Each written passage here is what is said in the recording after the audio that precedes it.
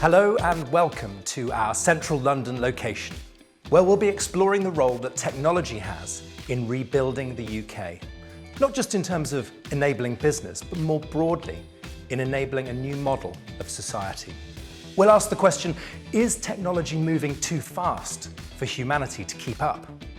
I'll be joined by 5 expert guests, including 4 of Accenture's leading executives. Between us, we'll look at how far we've come and how fast in recent times.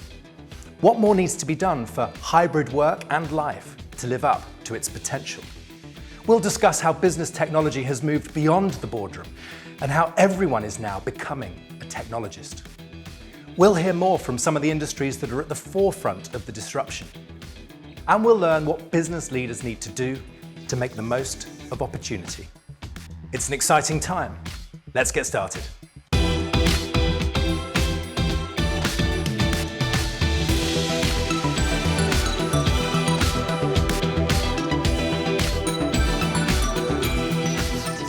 Our first guest is responsible for Accenture's technology operation in the UK, so she is intricately involved in all the changes that we are seeing. It is great to be joined by Shaheen Sayed. Shaheen, welcome. Hello, Ollie. It's lovely to be here. Well, frankly, it's good to see someone in person after a year of video calls. No, I know. Me too. Thank you for being here. Now, the world has shifted in extraordinary ways over the past year or so. Give me a sense of some of the changes you've been seeing in terms of how technology is being applied. It's interesting, isn't it? Because for me, people are talking a lot about this is the age of change. The way I would define what I'm seeing in the market is the age of acceleration. I mean, I haven't seen this in my lifetime, Ollie, in terms of my career, and I've been with Accenture for 24 years doing this. And I was listening to Satya Nadella the other week as well, saying 2 years of digital transformation in 2 months, which I thought was fascinating, and it's very much resonating with what I'm seeing in the market. Really, really interesting. I think the thing that has struck me about this moment is how technology has really, I think, found its place in the world. Mm-hmm. It's come to the fore, and it absolutely now is at the heart of everything we're doing in terms of civic impact, business impact, industry. Every single, I guess, dimension of life is being penetrated by... And across all sectors and across industries. Across all sectors. When you mentioned acceleration, I also think that triggers a word in my mind of expectation around what we now expect. I wonder to what extent those thoughts have changed as well. I mean, so I think there is an expectation from the market. Let's talk about the market and kind of industry and business first, that this idea of continued collaboration and very unusual suspects getting together to do big things is going to be the level set moment and is going to continue. If I think about just Thames Water as one of our recent clients, when the pandemic hit, we were able to take their contact centre, put it on the cloud, reroute all of the queries to home. I mean, things that we just never would have been able to do before, we were able to do with partners like AWS and Thames Water working together very, very closely. And do it quickly. And do it fast. I mean, we had weeks to do this stuff, weeks. And I guess, necessity is the mother of all invention, right? Yeah. So we were really in a place where speed mattered. So that level of kind of collaboration and ecosystems and partnerships coming together, I think, is the kind of net future for everybody. So on that though, Shane, let's set the scene a little bit, because I get the sense of acceleration, also then of opportunity. Talk a bit more broadly, because the opportunity that you're hinting at goes quite a bit beyond business. Just give me the breadth. I mean, absolutely. If you think about the vaccine programme, it's a really great example. We have level set, I think, expectations in the market and for citizens in particular around what national programmes need to look like and what they should expect from them. I think we've reopened the whole debate in terms of civic impact around data for public use and for good. And I think that's going to be a really interesting one that is going to continue into the future. I think, certainly from the expectations of us, again, as citizens, if I take myself out of my role and just think of myself as a mum and someone that has a son at university and all of that kind of stuff, again, we're seeing a world now where I think technology is fundamentally disrupting education in a good net way, right? We really are seeing the application of it in the context of lifelong learning and teaching the next generation how to think about learning how to learn, so to speak. Yes, yeah. So we're seeing a kind of, I guess, an introduction of a renaissance, a really interesting moment in time where both from the citizen's perspective and from the perspective of industry and business, we need technology to start to drive the debate, right? In a way that I think it probably hasn't for years. It really has been the service It really has been the thing that is the enabler, but necessarily hasn't been at the beginning of the debate. Well, and, there is, you know, there is, though, the sense of jeopardy, though, I think, underneath that, which is huge opportunity, potential renaissance, as you say. What's at stake? Let's talk a bit about some of the challenges, some of the perils of getting it a bit wrong. Yeah, no, I mean, there's always this conversation, isn't there, about technology and the promise and the peril, right? And this idea of, I think we bifurcate it too far, by the way. I think there's this polemic around, you know, technology benevolence versus technology dystopia. And actually, it's always more complicated than that and more sophisticated. But what are we really seeing that's at risk? I mean, I think there is a conversation about public trust in technology. I think that has been something that we've been talking about for a while. I think the renewed, again, as I talked about the anonymised data point, how data will be used is going to continue to be a big part of that conversation. And we need to be really thoughtful about that. We need to be really mindful about how that is being used. I think there is a really big conversation about being inclusive, right? We talk about the moment of kind of the move to home and working from home as though it's the universal experience. What we don't talk about is the people that didn't have that experience, that we couldn't all do it. Not everyone had a laptop and was working from home. Yeah. So this idea of the digital divide and digital disadvantage and access is really coming up as a big next conversation. I think we ignore that one at our peril. Yeah, and presumably though, Shaheen, you're having these conversations with clients, but let's be frank, you're also having these conversations internally as well, fundamentally working with individuals. Yeah, absolutely. And I think, again, if you talk about the idea of working from home, you know, and versus working from the office, yes, there's a great moment in that, and we see that that is going to be hugely beneficial to many people because suddenly people had an existential experience, I think, during this period and really rethought balance. Yeah. What is life about, and how does technology enable that balance? Really big point, and I'm sure we're going to talk more about that today. But the converse of it, interestingly, and especially I think for women in the workplace, is what happens when people do really start going back to the office and you're one of the people or the groups that is electing to do more from home. Decisions are being made in the office that are in-the-room decisions. What happens when you're not physically present? That is really up for debate in terms of the sophistication at the next level of conversation. Well, we're going to explore this a bit more, but I want to sort of zoom out even further because one phrase that keeps coming up and coming back is building back better. But I just want to put it to you what we mean by that better word, and just in the fullest sense, what do you want to be better? Yeah. And what are the clients you're talking to saying? It's a really interesting one. There's a Thomas Friedman quote that's out there at the moment where he's talking about technology and he's saying technologists need to build floors, not walls. And if we think about social courage, and if we think about this moment as the moment of social change, and I actually think it is a fundamental moment and an inflection point, then we have got a mix of clients that are, you know, we're talking to very closely about the skills agenda as a big area, right? You talk about levelling up. We really believe as an industry we need to be doing much more to focus on what is going on out there in the market, especially with young people, Ollie. I mean, it's really interesting what's happening. I don't know if you saw the news this morning. 16 to 24-year-olds are being really adversely affected by the unemployment rates. So the GDP numbers are telling us a great story about the economy, right? 2.3% up, I think, in April. But that's not what we're seeing with our younger generation. So the industry has got to be leaning into the reskilling agenda for this country. Yeah, and not just leaving it to the education. And not just leaving it to the education, at all. And I think we have a very big role to play in that. And I think our clients are talking about the role that they have to play in that. This transition between education and the workplace, and especially with technology skills and being technology proficient, has got to get focus. And we need more collaboration with institutions and universities and colleges and schools to be able to do that. The second thing I think is regionalisation. We talk again about where do we need to start building the tech hubs. It's been very London-centric. Yeah. We're starting to see that change with Birmingham being a big area of investment. But again, we need to speed up. There's talent all over this country that we really need to help bring along, but also get access to. And be more proactive, more deliberate about that. And more deliberate. It hasn't been as intentional as it needed to be in business planning, I don't think. So you've got me thinking, though, Shaheen, about education, because I wonder to what extent, you're leading the technology practice. To what extent are you an educator these days?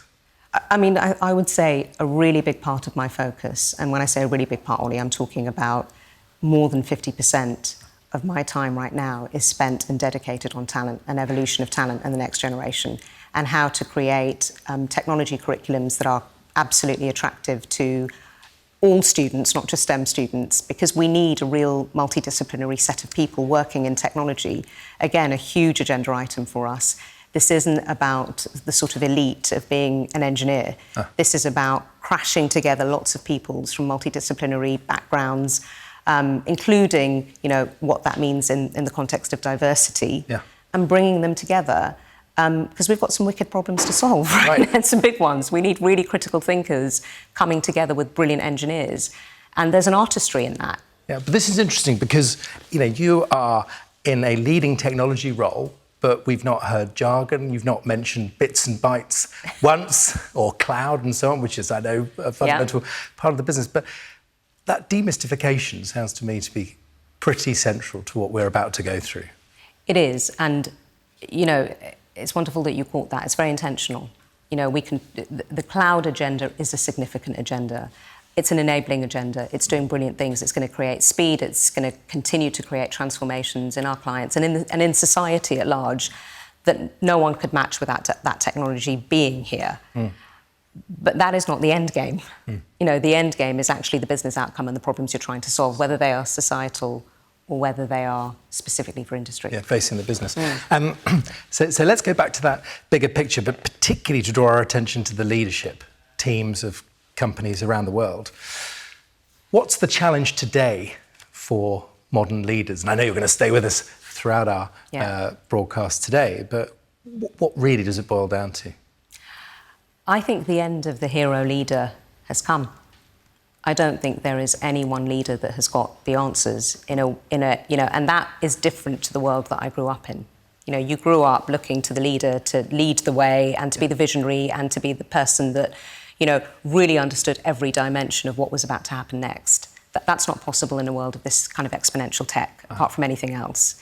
So I think that, one of the first challenges for leaders really is how do you start to build an ecosystem around you that you are plugging into that is going to help you to come up with that set of answers or solutions.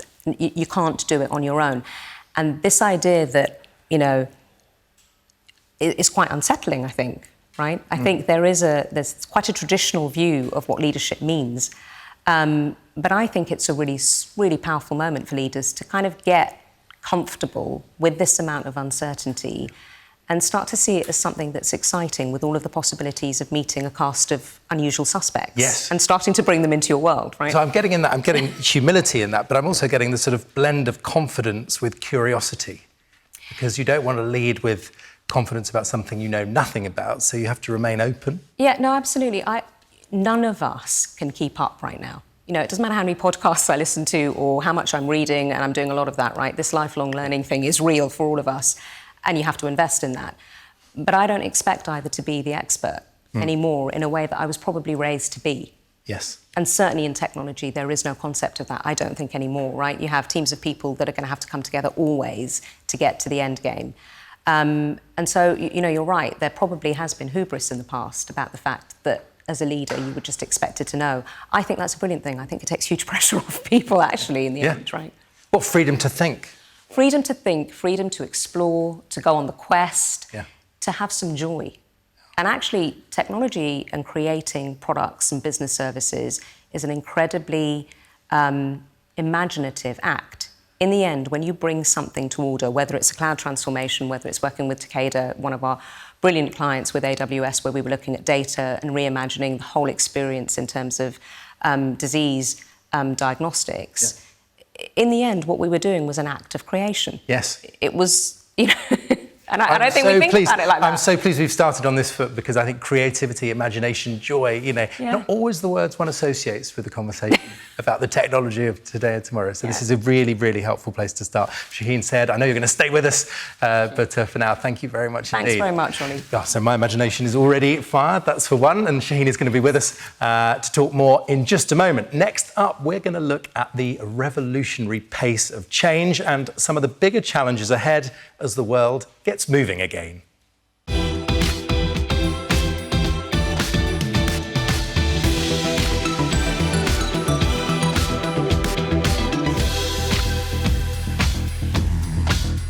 Well, the pace of change is clearly speeding up. And to help us understand what's happening, we have been joined by Nicola Millard, the Principal Innovation Partner at BT. Nicola, you've got a fantastic job, actually. You're spotting what's coming next. Give us a sense of what that involves. Well, I used to officially be BT's futurologist as well. But I have to say, I got a crystal ball as part of that job, and I saw no future in it. So, I always say I do a lot more than read tea leaves and look at crystal balls, because that would be boring. And although my job title is a lot more boring now, my job isn't. So yeah, my job really is I'm a researcher, so I do research. And it's really trying to look at the trends that we're seeing grow. And obviously it's been a really interesting time around the pandemic, just to see how behaviours have changed.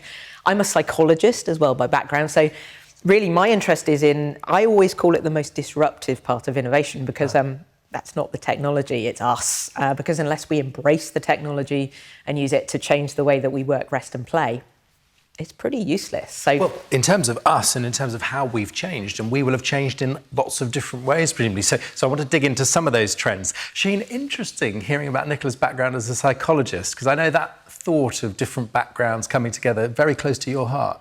No, absolutely. So we have a psychologist and we have a linguist who became a technologist. So you're interpreting the brain and I'm interpreting what's coming out of people's mouths, which is always fun.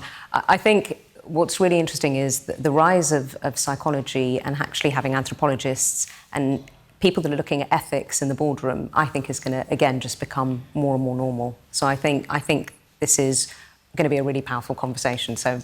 But it does very briefly go back to that thought around education, just sowing that seed that for many people thinking, well, technology might not be for me, I think you'd both contradict them. Yeah, no, I think for sure, right, Nicola? I mean, I really do think we have to break down the barriers of the dark art of technology, as though it is some elite thing that only mathematicians can do and people that are highly analytical. You know, you get huge creativity in tech, you get people that are hugely analytical in the arts.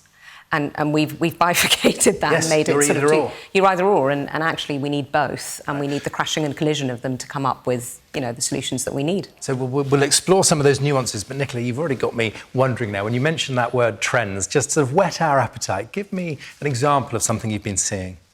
Well, there's some very obvious ones, to be honest. I look at both consumers and employees, but I think the employee bit has come to the fore really during the pandemic. So I'm not sure any of us would probably about 18 months ago think that we were going to be sitting at home in our pyjamas and our slippers working. Or half pyjamas. Well, absolutely, yes. There are some very trendy kind of pyjamas that make you look as if you're properly dressed. But yeah, I mean, all you need is the top half, really. It doesn't really matter at the bottom. So, I mean, there are some obvious things. I think we've seen a massive shift to digital for obvious reasons, again, that, you know, we haven't been able to do things physically. So we've had to really look at how we do things digitally. And I keep saying, I mean, home working, for example, is not new.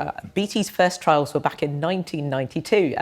I was involved with some of that stuff. Obviously, I was only 6 at the time, but really, I mean, then we proved it worked. We did a proper experiment, and I'm a big fan of experiments. But we did a proper experiment. It worked, but the technology wasn't quite there. We literally had to bulldoze people's front gardens in order to get a big enough pipe in their house.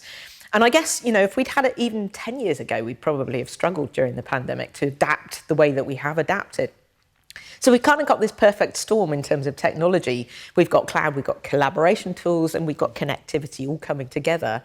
Now, I've always said that that's been around for a long time, but that does not mean that suddenly we all adopted remote and home working. It's actually taken a pandemic to do that. Yeah, to really sort of force that change. Absolutely. But, you know, I hear so many people talking, sometimes obsessing about the where. Where are we going to work? But I can already tell that you're a bit more interested in some slightly bigger questions than that. Yeah, I'm interested. I mean, I've been looking at the future of work for about 11 years now. I actually checked when the project started. And, you know, I think it's become increasingly apparent that it's all about the work. It's not about where you work, and it's not really about when you work. It's all about the work. So how do we get work that works? Is my fundamental mission. And again, before the pandemic, a lot of the trends that we were talking about aren't vastly different to what I'm talking about now. But again, the pandemic has accelerated a lot of the issues that we were seeing with work. Things like, you know, long hours, burnout, well-being, all of those have become a big focus now. The trouble is that we tend to focus on the easy stuff to do rather than necessarily reinventing work, because that's a big thing to reinvent. So let's go on a bit of a range here then. Shaheen, the new world of work, when is it at its best? Let's go to the sort of blue skies piece first. I think it's at its best when you get all the brains in the business operating, whether it's virtually or together, operating in absolute synchronicity around mission and purpose. And I think that is the thing that drives people in the end. And especially if I think about the generation that's up and coming, they are teaching us. They're incredibly interesting in the way they think about work. And not just, the lazy stuff that we talk about, which is portfolio careers and actually, will they stay in a job? No, that essentially what they are really trying to understand is how is this work going to make a difference in whatever that means to them. And I think, the coalescing of people around that idea, whatever the ideas are going to be probably one of the most important moments for us moving forwards. We keep talking about the workplace, right? We keep talking about space, actually, and how do we, and real estate in this conversation is really interesting. How many people are talking about, cross industries are talking about real estate. This isn't about the co-location of bodies. This is about the co-location of purpose. If we can get that right, I think we're onto something that is going to be a catalyst. Doesn't it play back into, though, that word of inclusion? Because what you seem to be talking about is unlocking contribution.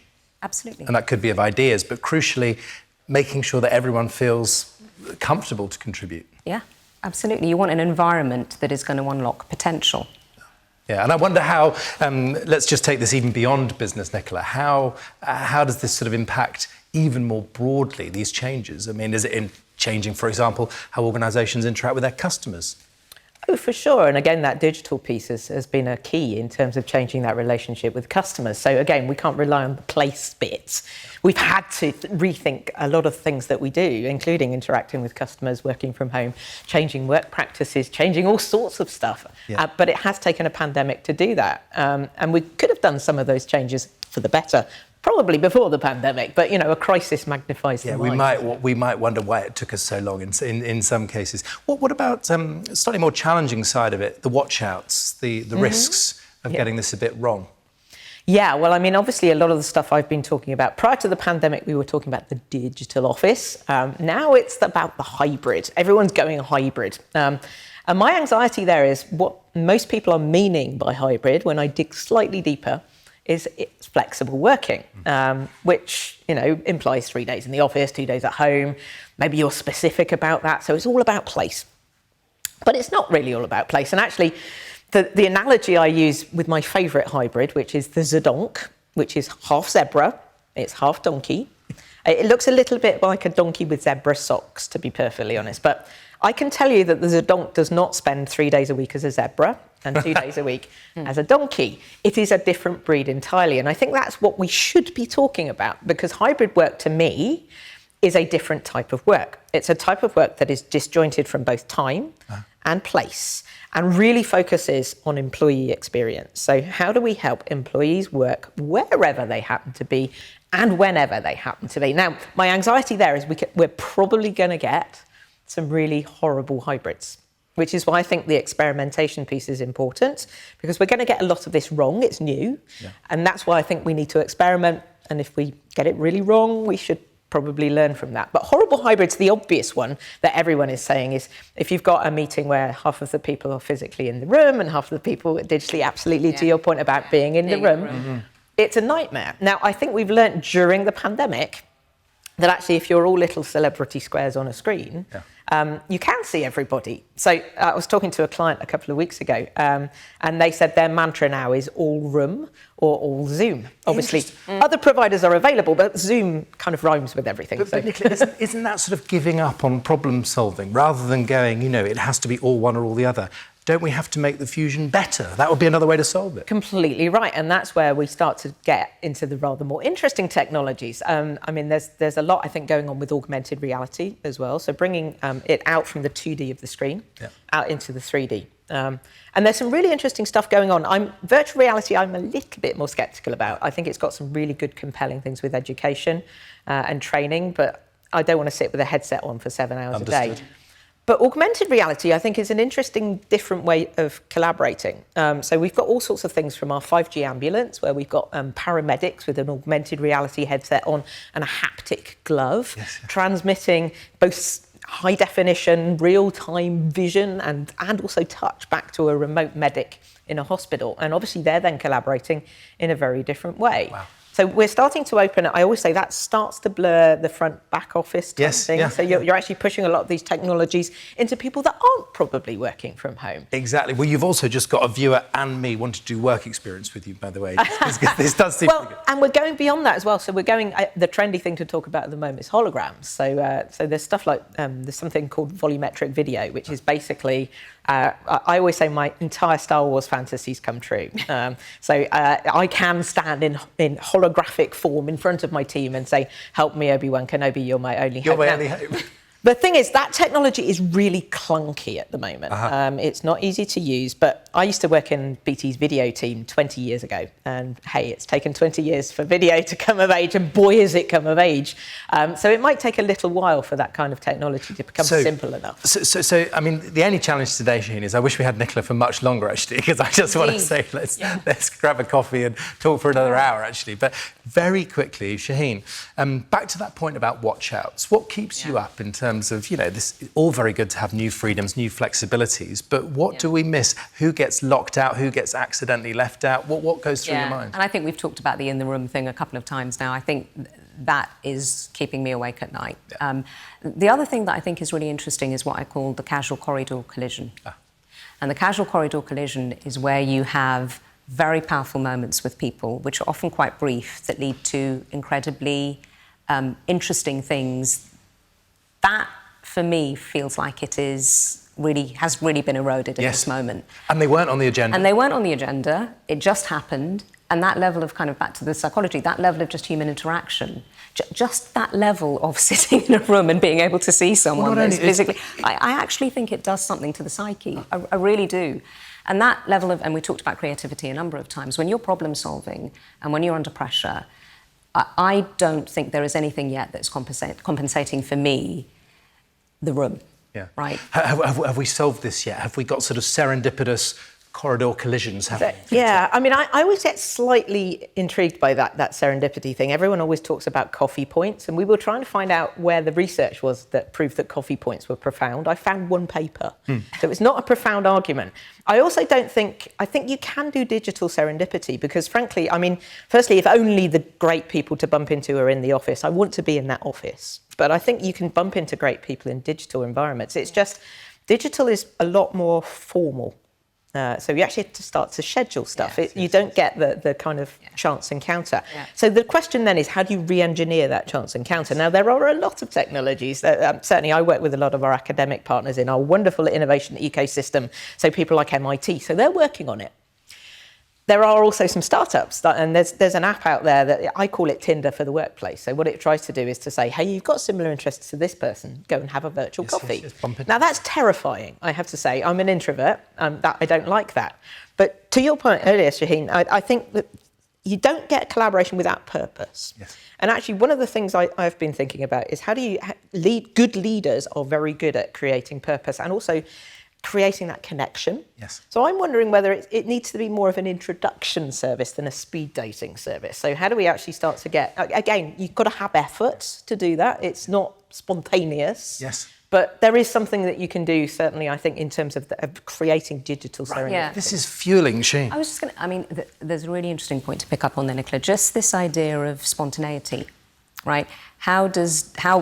I don't know how any digital technologies would create an environment where improvisation happens or that moment of just, that for me is going to be the next frontier. And I think that's going to be really interesting. And therefore the anthropologists and all of the people that we talked about start to become a really big part of the technology conversation, which I don't think we've got to yet.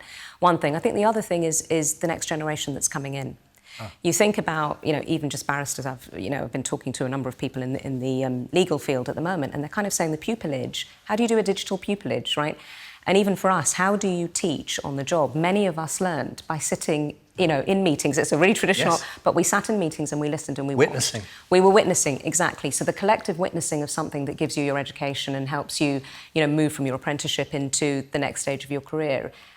That is going to be, again, something that I think we need to be solving for, because we are diluting that by virtue of potentially moving to whatever we call hybrid, right? The only challenge with this conversation is that I have to bring it to an end because I want it to carry on. And you've got me thinking from zebras to a new form of introduction service. This is great. Nicola, no surprise at all. You were completely brilliant and totally will have got lots of conversations going. So thank you very much indeed. And Shaheen, I'm going to see you a bit later on as well. And we will pick up on some of those threads, particularly on corridor conversations. I have a theory that the most powerful bit is the minute after it happened. Time to think. Yes. Reflection. Well, there's not a lot of time to think today, but thank you so much again to Nicola and, of course, Shaheen, who will be back a bit later on. We're shortly going to be joined by Emma Kendrew from Accenture to look at how technology and human ingenuity can combine to drive really powerful transformation and what's at stake if we get things wrong.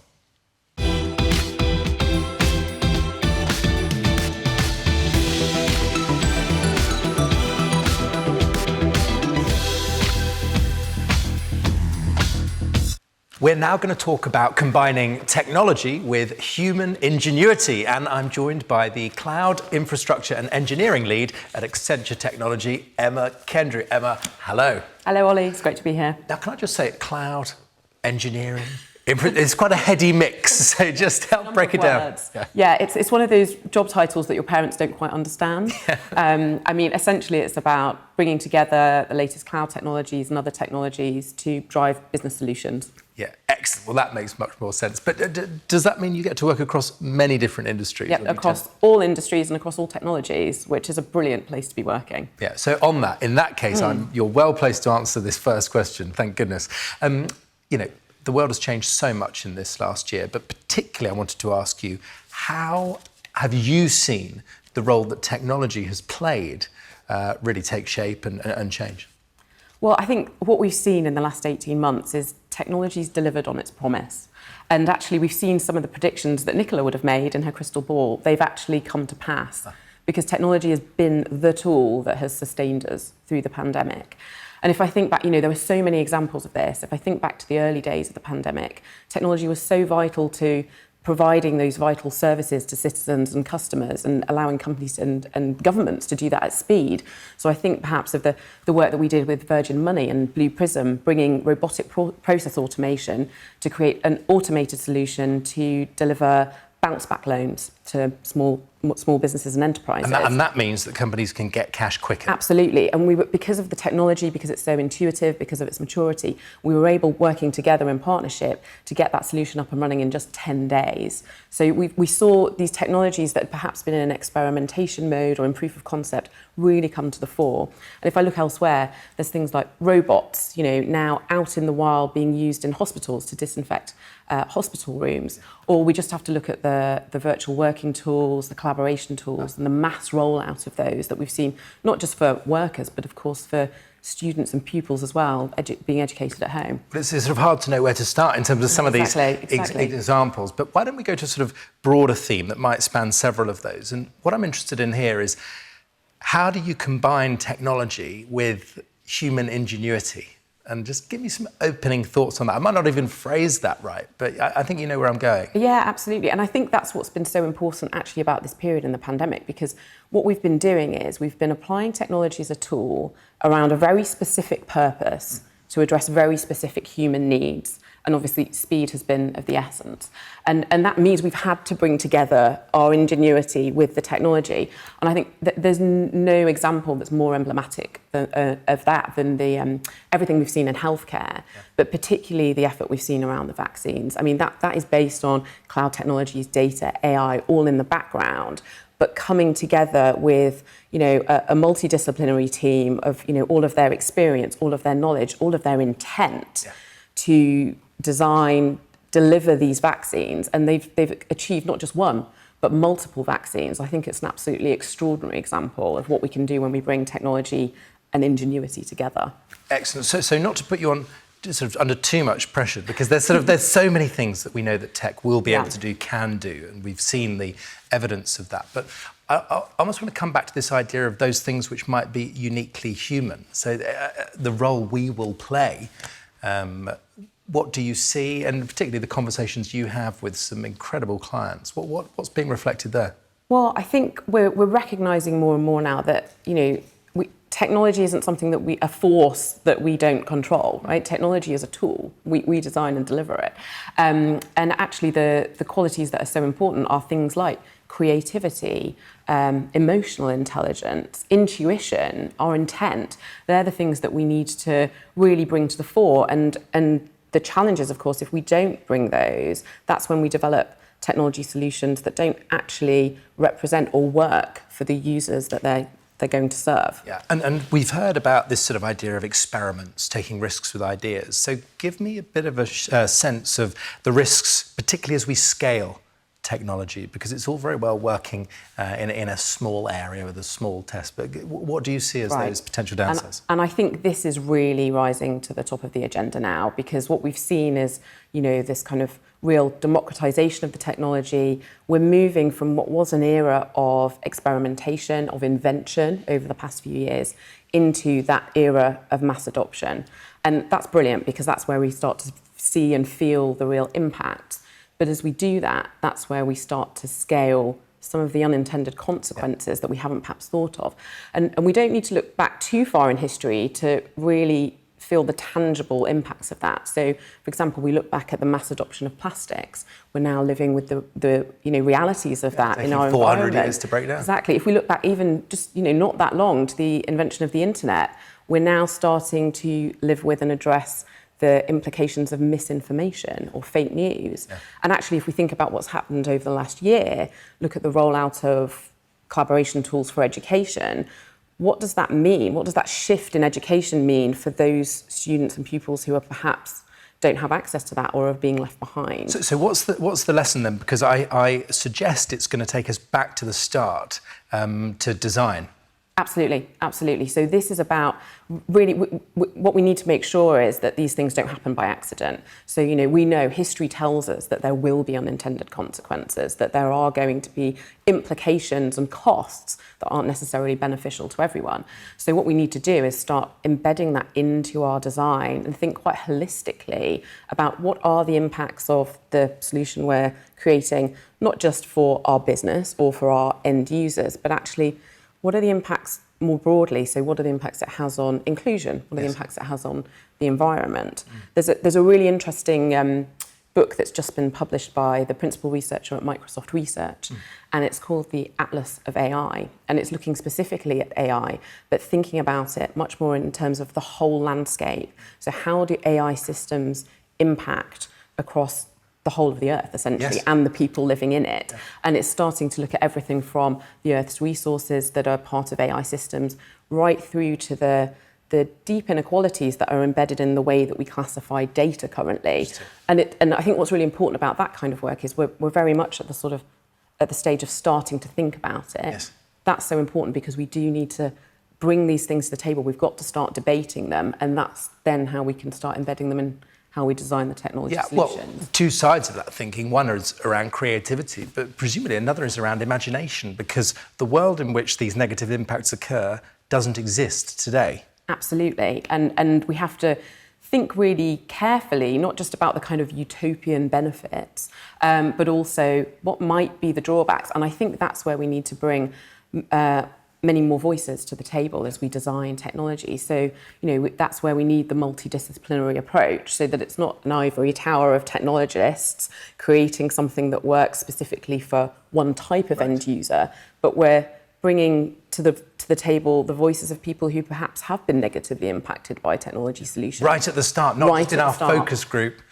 Absolutely. Day before we launch. No. We need to definitely move away from the idea that we develop and deliver technology in a silo, and then we sort of show it, ta-da, here's the technology we produced, and actually this doesn't necessarily work for everybody. Right. So this is about really a cultural shift. Yeah, and putting the user in the centre of that, I would hope. Absolutely. So on that, I guess part of my mind is sort of going towards sort of education, thinking, what skills are we going to need? But I suppose before that, I'm conscious that you work across and see so many different types of technology, and certainly it's quite easy to be bedazzled by so many things. So give us, just maybe unfair to pick one or two, but tell us what technologies we should be looking out for and why. Well, I actually think, again, that the debate's moved a little bit. We were very focused over the last few years about the new technologies, so cloud, AI, robotics. I think now this is much more about how do we make the best use of the technologies we've now got at our fingertips. Mm-hmm. So, many organisations are not necessarily using those technologies to the degree that they could to drive the kind of solutions and outcomes that they could. So I think really the things to watch out for are actually the technologies that we're already quite familiar with, and in the last 18 months we've all got much more comfortable with and had much more exposure to.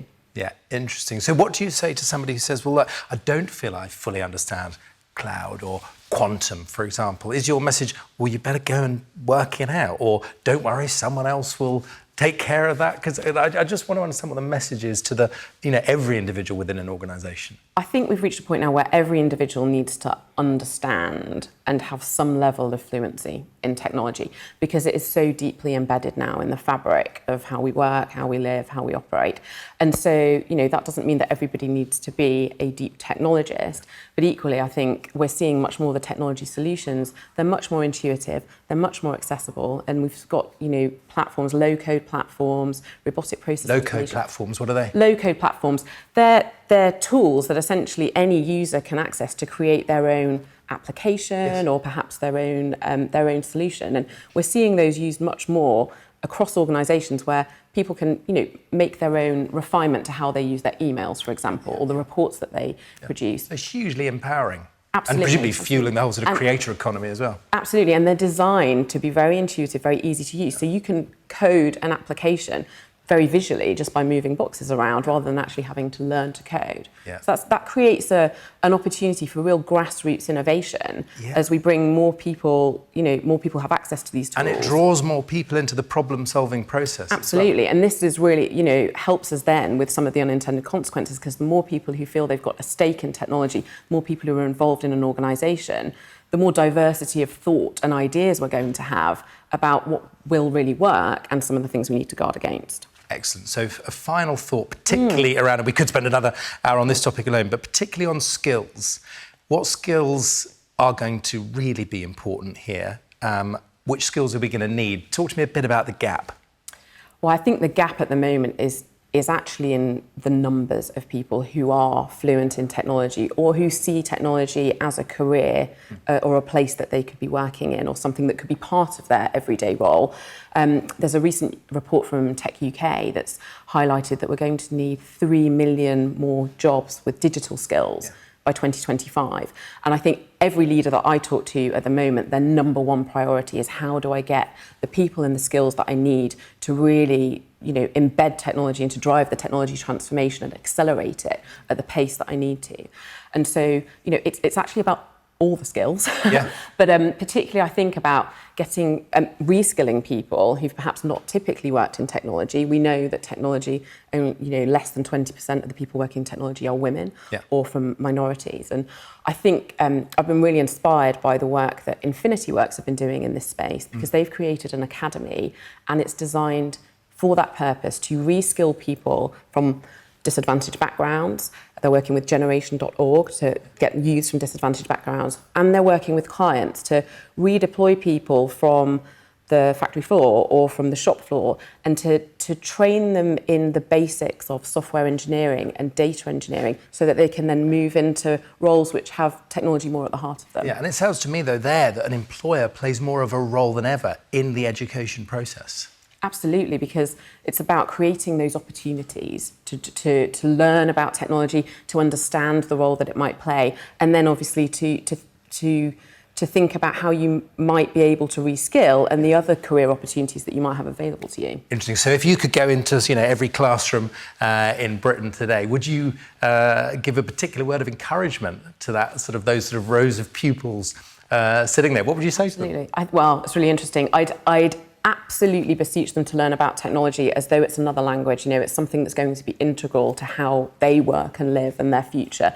But equally, I'd encourage them to follow any discipline, because, as I say, technology is going to be at the heart of everything that we do, and we do need the poets and the scientists and all of the different disciplines to come together. Excellent. Well, on that poetic note, we must end it. But Emma, thank you so much for joining us. Thank you. Excellent. What a rallying call to the next generation. Love that. We're going to come back to that. Now, we're going to have a look at how two very different industries have been responding over the past year. And we'll have a think about what more is to come.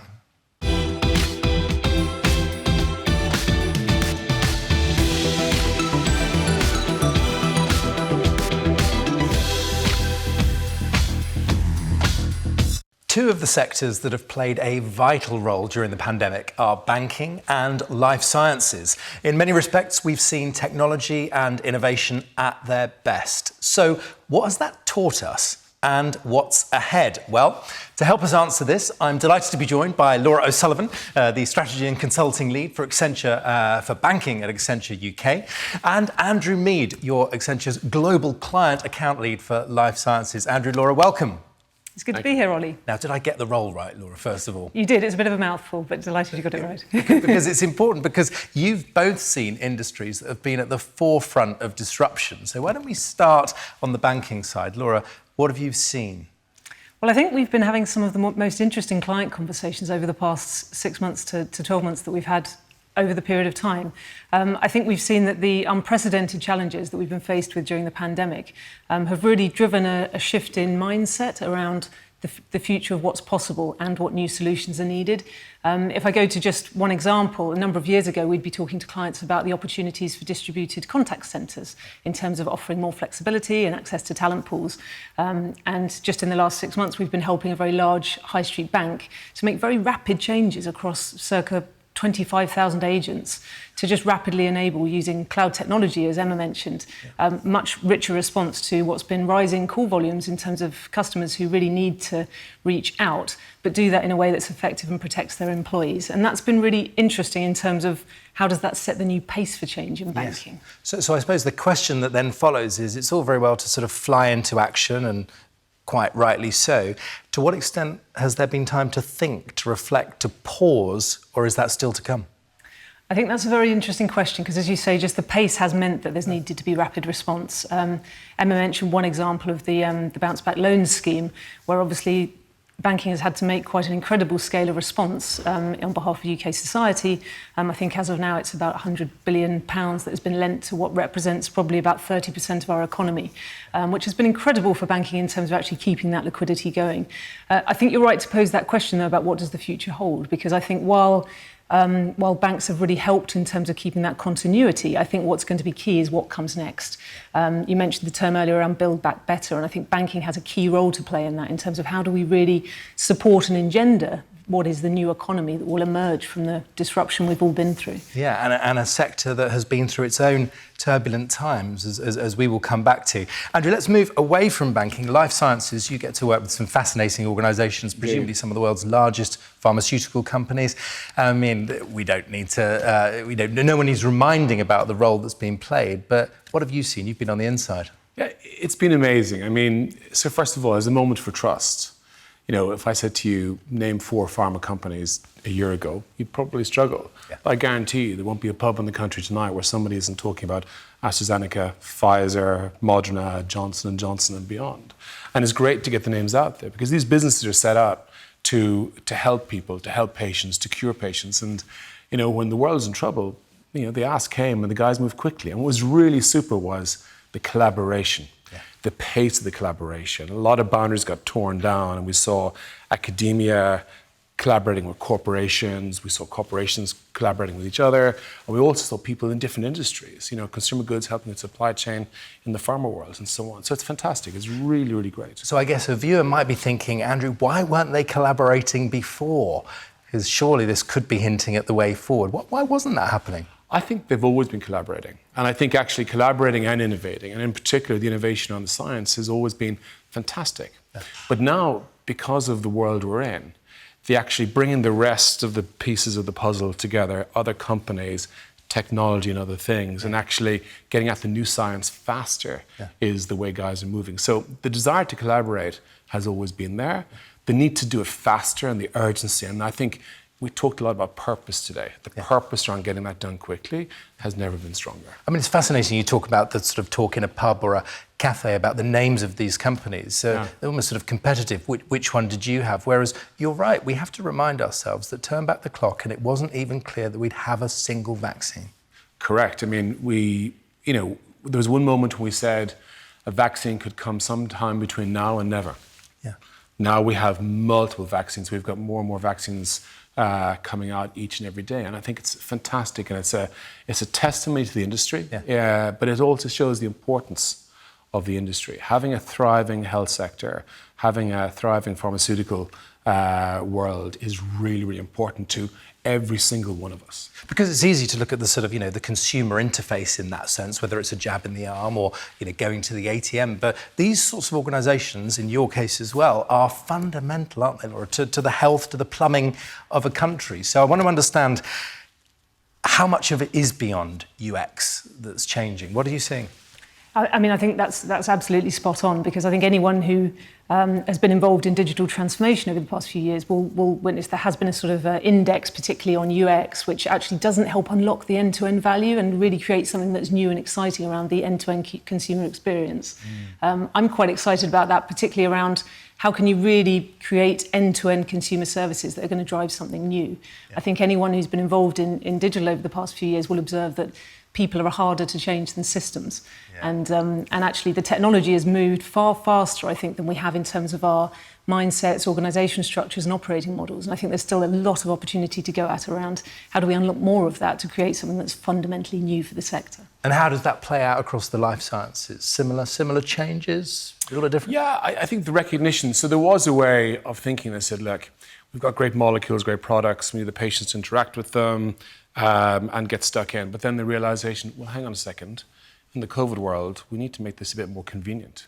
Actually, we need to recognise that we've got digital apps, we've got mobility, we've got other things that we can wrap around what we're bringing to actually enable the patients to engage, whether it's engaging with the physicians or engaging with clinical trials. And the digitisation of clinical trials is a huge thing. Everybody knew about the art of the possible, but they were happy to maintain degrees of the status quo. But now they've had to accelerate. It's a huge leap, isn't it? It's great. And I think what Nicola was saying earlier on was really interesting in the sense that we don't have to build stuff. We need to just join the dots and enable people to use all the tech they have at their disposal. So one way to join the dots is back on this collaboration. Andrew's made that point really clearly. Meanwhile, have the banks been operating in their usual, and forgive me, I shouldn't say usual silos, but have they been joining forces? I think so. I think even if you look at really minor examples like the rise that we've seen in terms of consumer behaviour around digital payments, the banks got together incredibly quickly to look at how do you raise things like the contactless limit. I think we got to £45 limit within weeks when previously it had been a number of years. And I think that's quite exciting in terms of how could that collaboration go forward. I think certainly for the banking sector, collaboration needs to be a factor for how they feature going forward. When we look at what's happening in fintech, and certainly the government's belief and support for fintech in terms of powering the future of the UK economy, banks are increasingly and already have been trying to reach out beyond their four walls.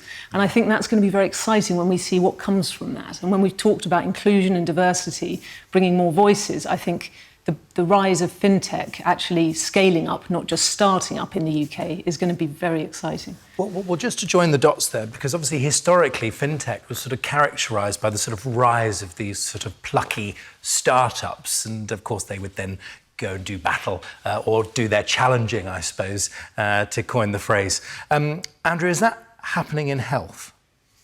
Yeah, I mean, you are seeing lots of different companies. I mean, Moderna, you wouldn't have really heard of before. They've never really brought a product to the market at scale.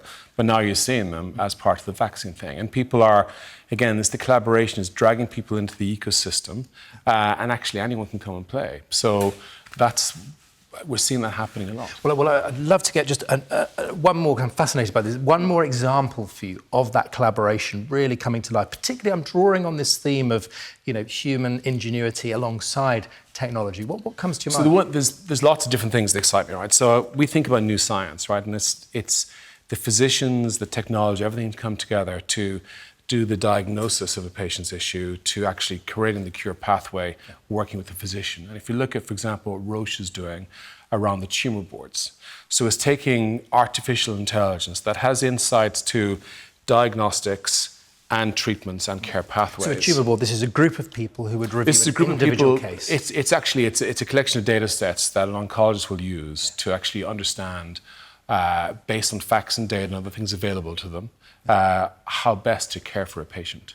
And with the best will in the world, you could, as an individual, as a human, you can only digest so much. But then you bring artificial intelligence into the equation, and you bring broader data sets into the equation. Suddenly, the data you have to process is infinitely richer. Yeah. And then you add the facts of that, and it's adding it to it as opposed to substituting. Yeah. It's the collaboration between the doctors and the artificial intelligence and the data sets to then create the outcome for the patient, which means a better outcome for the patient, hopefully less treatment. It's a better economic model for everybody, and it's a win-win. Really powerful. And I guess rather than man, woman versus, it's alongside. Together. With. On that combo, presumably, Laura, the banking world racking its brain as to what role we want humans to play in that process. Absolutely. I mean, I think certainly we can observe, and we've talked about the acceleration of digital and digital adoption, which obviously we've seen in banking. I think we've seen huge new sectors of consumers who'd never used digital banking service access them for the first time. I think probably one of the least interesting things about that is actually the numbers of people making the channel shift. One of the most interesting things is, what does that mean for the future of digital banking? How do you actually get customer intimacy and engagement with those consumer groups going forward? And I think that's quite interesting for us in terms of how do you handle that as a challenge for the industry. Well, and how do we not leave people behind? How do we bank the unbanked? How do we extend those services? So, to what extent has banking shaken off what some might have seen as a reputation for being quite traditional, in some cases a bit slow? Has it sort of reinvented itself, or is it still being challenged? I think banking has obviously had its challenges over the past few years. I think it has been a great moment for trust. You know, obviously this has been a health pandemic, but it has translated for people in terms of, you know, near-term financial planning. Everyone has had to reevaluate their situation. That hasn't been evenly distributed across the UK. And so I think the scene is set really for banks to rise to the challenge in terms of what they've rebuilt in terms of trust. To how do they take that forward to really unlock a bit more of the ingenuity around what are those services that can really drive a difference in terms of customers' lives. Interesting. So I'd like to get your final take on this question, which is, to what extent is what you've both been describing, new forms of collaboration, new relationships internally and with customers, to what extent was that a needs-must agenda for obvious reasons in the last 18 months, or to what extent is it the new way forward? Andrew? I like to think of it as the needs has accelerated. The guys are thinking that way already, and I think it's really important that we've captured this renaissance moment and push forward with it and don't regress to some of the slower, more cautious behaviours. I think we can move fast, we can move hard, all the toys are there, people want to collaborate, society expects us to collaborate. Let's go. Completely right. Very interesting observation. And Laura, back to business as usual, or have we seen a new way for this sort of rebirth? I think we've seen a new way. I think it's hard to believe that we're going to spring back to business as usual. I think we've managed to prove there's huge amounts that are possible within our sector, and it's very exciting to see how do we take that forward and see what we can create with that. It was great talking to you about this, because these are things that affect all of our lives, and Absolutely. we all have these experiences. Andrew, Laura, thank you so much for joining me. For our final conversation of today, we will welcome back Shaheen Syed to see what conclusions we can reach.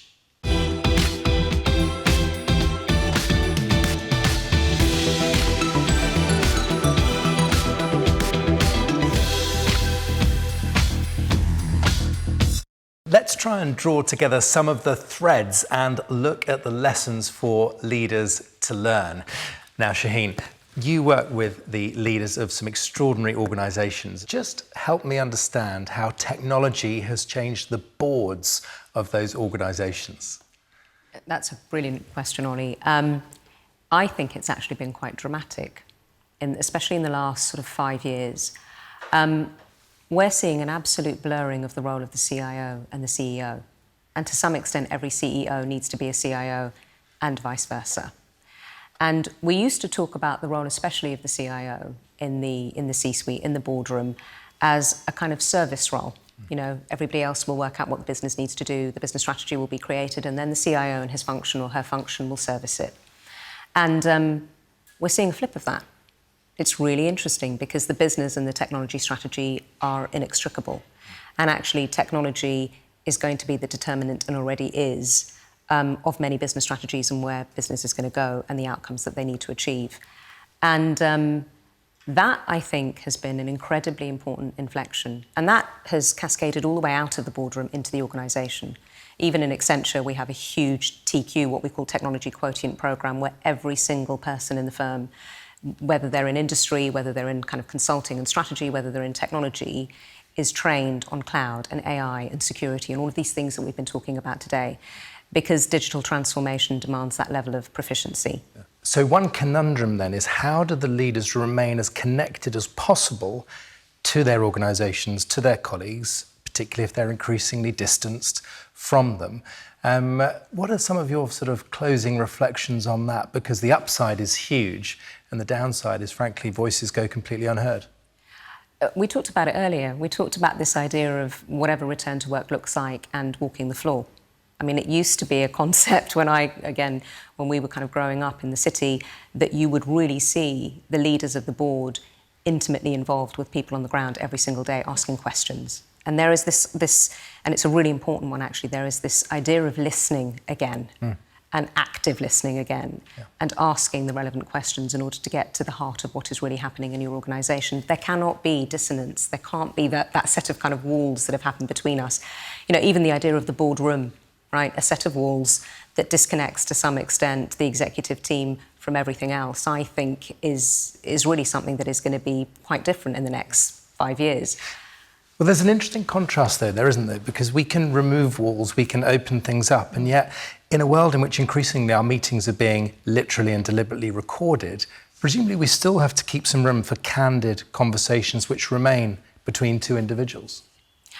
For sure. I mean, being on Zoom, being on Teams and any of these technologies, for all its goodness, still puts you in a place where you are online on performance, right? That you can't be filtered in the way that you may want to be when you're having a face-to-face conversation. That idea of the casual conversations and the corridor stuff we talked about earlier, I think is going to continue to be really important, because that's where psychological trust is built. Yeah. That's where you are unedited. That's where the insight happens. Yeah. And so that connection, I think, is going to be really, really key, Ollie, as we move forward. Yeah. It's going to be, and it's not techniques, it's kind of going back to just normal human behaviours and things that we have always done that we should retain. Yeah, and also, ironically, following a global pandemic, or still in the midst of it, that feeling of safety. Yeah. A feeling of emotional safety. Yeah, absolutely. And disloyalty, you know, I don't think any C-suite at the moment is under any illusions that people have choices about where they work. Yeah. This market, especially for technology talent, is incredibly hot. Yeah. And so the idea of really investing in the employee experience is going to be key. It's paramount. You know, we can talk about our customers, we can talk about, you know, the civic impact and all of the things we've been talking about today. Everything starts at home, which is, how do your people feel? You know, there's that lovely quote, I think it's a Maya Angelou quote, about people will never forget, people will forget what you said, people forget what you did, but people will never forget the way you made them feel. Yeah. And that is an interesting one, I think. Well, also, it makes me think about the way people feel about organisations as well. So let's go to the leaders of tomorrow. How confident are you that our current education system is developing the skills, the attributes that we need, not for stronger, better businesses, but for a stronger, better society? I don't think we teach leadership. I think we have made the assumption, certainly in the education system that I grew up in, that it is something that is either innate, and you just do it, and you just, you know, it just is, or you learn it on the jobs, and often you are a mosaic of the number of leaders that you've worked with. Yeah. So this integration of what I would call kind of modern leadership skills into the curriculum is something that we are already talking to education about. We're talking to universities about it, we're talking to schools about it. We're really talking about that level of empowerment very, very young, in the way that children understand what leadership is. So let me pause briefly, forgive me, Shaheen. On those modern leadership skills, someone will be saying, like what? Like what? And I'm not going to talk about the technical side of it, because there's obviously competency and capability and all of those sorts of things. In this moment, Ollie, the idea of empathy, the idea of humility, right, this openness to really understanding all of those things that were talked about today, the ecosystems, the different perspectives, the working with very different characters that you never would have experienced before, is going to continue to be really key. So how do you really create curiosity in the way that children are learning? You know, I said it before, we don't teach children how to learn, right? And actually, one of the greatest skills I think that modern leaders are going to have is the ability to learn, continuum. And it's really interesting that sense of critical thinking, that sense of exploration, that sense of play is going to be really, really important, because modern leadership demands a sense of imagination and courage. And that might sound a little bit soft and trite, it doesn't, no. But in a world where you have all of these technologies that we've talked about, in a world where you have industry able to do what it has already demonstrated it can do at the speed that it can do it, in a world where you have some of the most wicked problems that we are foreseeing, and this year was a big year. We had some significant social movements. We had, you know, all of the things that were the reckoning to some extent, climate change, Black Lives Matter, you know, things that are going to continue to be all pervasive in terms of our future. We need children that are going to be able to solve those problems, and those children need to be orchestrators of all of the things that we've talked about. But I think technology is well placed to embrace this. If you think of its history with play, with fueling our imagination, the scene is set in that sense. It absolutely is. If you look at the 60s as the decade of real kind of technology revolution, and people will argue about this, it's kind of, when did it start? Software engineering was kind of, you know, the 1960s. And even if you look at and bear with me on this, even if you look at some of the, what I would call most symbolic moments of where technology came to life, it was that decade. And I'll take Sesame Street as an example, because we're talking about education, but I think Sesame Street is probably one of the most powerful illustrations of a multidisciplinary team that did product design and put the end user, the child, at the heart of the mission. Yeah. And they had Harvard professors, they had child psychologists, they had musicians, artists, puppeteers, they had technologists, they had engineers. You know, all of these people suddenly came together with a view that we were going to develop an outcome for these children that was going to be better than it was today. Yeah, and not just debatably so, measurably so. Measurably so. They talk about the Sesame Street effect. They do, and television was a digital technology. you know, it really was. And if you look at what happened to those kids and their levels of attainment, it's unfathomable really now to see that was happening just in 1967. It is so vivid and such a brilliant template and exemplar of great leadership. It's great because it's tempting, isn't it, to say, well, the great cross-sector collaborations sit tomorrow, but actually the ability to learn, maybe not even from the 60s, maybe even from hundreds of years ago, might become even more important. I'm convinced. You know, we talked about the history, you know, we've talked about the psychologists, we've talked about the people that really understand ethics, we've talked about writers, and, you know, Emma talked about poets and painters and programmers and everybody at the table together. If you can get leaders that understand how to orchestrate that amount of talent and power in a room, you're onto something we've never seen before. Well, Shaheen, that is an incredibly powerful vision to look forward to. For now, thank you so much for joining me. Thanks, Ollie. It was really lovely to be here. Well, sadly, that is all we have time for. I want to say thank you to all of our guests, and thank you to you for joining us. I hope that you found this last hour as interesting as I have. And wherever you are, thank you for watching. And from us here in London, goodbye.